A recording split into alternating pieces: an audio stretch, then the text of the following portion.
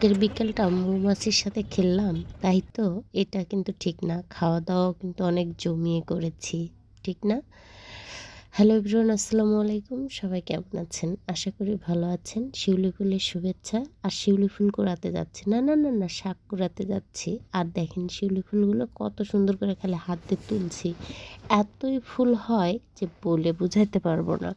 ফুলগুলো কুড়াইতে, গুছাইতে আমার খুব ভালো লাগে।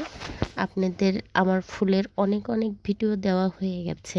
আপনারা জানেন যে আমাদের এই ছোট্ট গাছটাতে কিন্তু অনেক ফুল ধরে।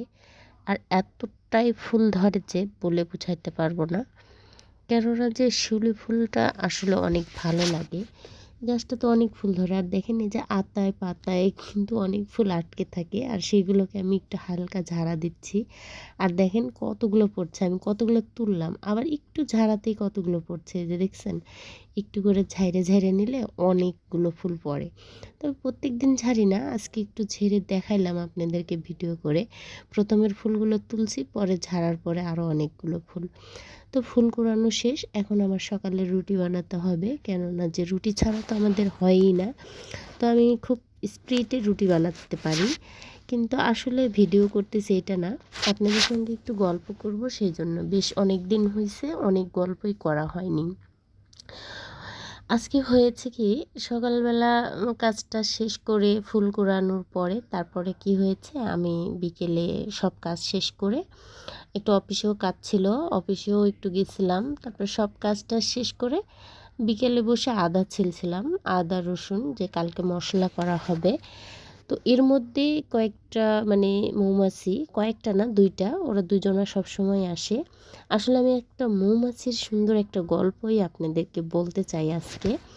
আমার যখন 2007 সালে মানে 6 সালের শেষেই, ওই 7-এ বিয়ে হয়, আবার 7-এর শেষে আমার মেয়েও হয়।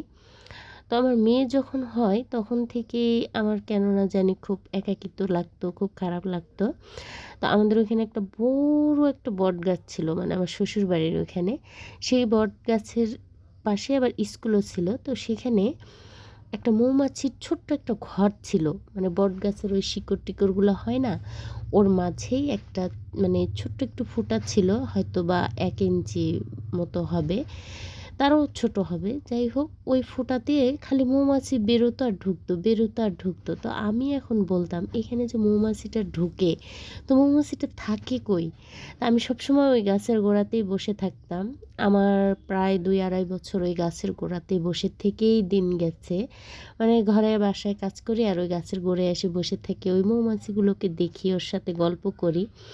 আল্লাহর কি কাজ, আল্লাহর কি ইচ্ছা, একদিন দেখতেছি ওই মৌমাছিগুলো আমারই মানে ঘরের জানালাতে, মানে ওই রকমই মৌমাছি, ওই মৌমাছি কিনা আমি জানি না, তবে ওই রকমই মৌমাছি আমাদের ঘরের জানালাতে বাসা বাঁধছে। তো আমার তখন এর মধ্যে আমার ছেলেও পেটে আসছে, মানে পেটে ছিল। তো আমার বাচ্চা হইতে আমি বাবার বাড়িতে চলে গেছি, তখন এসে দেখতেছি যে আমার ওই মৌমাছিগুলো আমার হলো ঘরের জানালাতে বাসা নিছে। তারপরে কিছুদিন পরে বাবু হয়ে যখন বাসায় ফিরে আসি, তারপরে দেখতেছি ওই মৌমাছিগুলো ওই গাছের গোড়াতে আর নেই। এখন ওই মৌমাছিগুলোই কি আমার জানালায় আসছিল না অন্য মৌমাছি আসছিল, আমি এটা কিন্তু জানি না। তবে গাছের গোড়াতে যে মৌমাছি ছিল তার মধু কাটার কোনো অপশন ছিল না, মানে তাকে দেখাই যাইতো না। একটু ফুটা ছিল, সেটা দিয়ে ঢুকতো বেরোতো, অনেক মৌমাছি ছিল, গো গো শব্দ হতো ভিতরে, কিন্তু মানে মৌমাছির দেখার দেখার কোনো ছিল না, অপশন ছিল না। তারপরে কিছুদিন পরে তো আমার ঘরেই জানালা, তারপরে আমার বাবুকে শোয়াই রাখতাম, রেখে আমার বাবু কিন্তু ঘুমাইতো। তো আমার বাবুকে কখনোই মৌমাছি কামড়ায় না, অথচ আমার মেয়েকে কামড়াইছে। কেননা যে আমার ছেলেকে কামড়ায় না, আমার মেয়েকে বেশ কয়েকবার কামড়াইছে। তারপরে এক সময় দেখতাম আমার মেয়েকেও আর কামড়াইতো না, দুইজনা খেলতো। তো মৌমাছিগুলো ঠিক কীরকম ছিল জানেন, একদম এরকম গায়ে লেতলা পড়ার মতো ছিল। গায়ে লেতলে পড়তো, উঠতো গায়ের সাথে, একবারে এমন করে খাবে, গায়ে হাতে সব জায়গায় পড়বে। প্রায় সবাই ওই মৌমাছির কামড় খাইছে। আমার শ্বশুরবাড়ির আমার জায়ের মেয়ে ছেলেরা বা আমার জায়েরা অনেকেই কামড় খাইছে। কিন্তু আমি কখনো কোনো দিন ওই মৌমাছির কামড় খাই নাই। ঠিক আমার হাতের উপরে, গায়ের উপরে, চোখে, মুখে এভাবে গায়ের সাথে লাইগে থাকতো। থাকতো।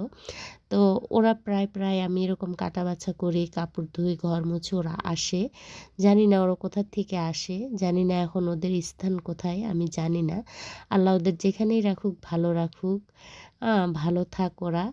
জানি না ওরা কত বছর বাঁচে, কতদিন বাঁচে তাও জানি না। তবে যতদিনই বাঁচুক, যতটুকু সময় বাঁচুক ভালো থাকুক। সবাই এই মৌমাছির একটা ছোট্ট গল্প শুনছেন না? এই মৌমাছির আরো অনেকেই রস খাইতো, মানে ওই যে মধুটা খাইতো। আমি কিন্তু মধু খাইতাম না। আর বিশেষ করে আমি মধু খেতেও পারি না। তবে এই যে দেখেন, এটা গল্প কথা না। ওরা আমার গায়ে যখন তখন এসে পড়তেছে। আমি কাজ করতেছি তাও পড়তেছে। কিন্তু আমি একটু ক্যামেরা বন্দি করলাম। কেমন লাগছে ভিডিও অবশ্যই কমেন্টে জানাবেন। আল্লাহ হাফেজ।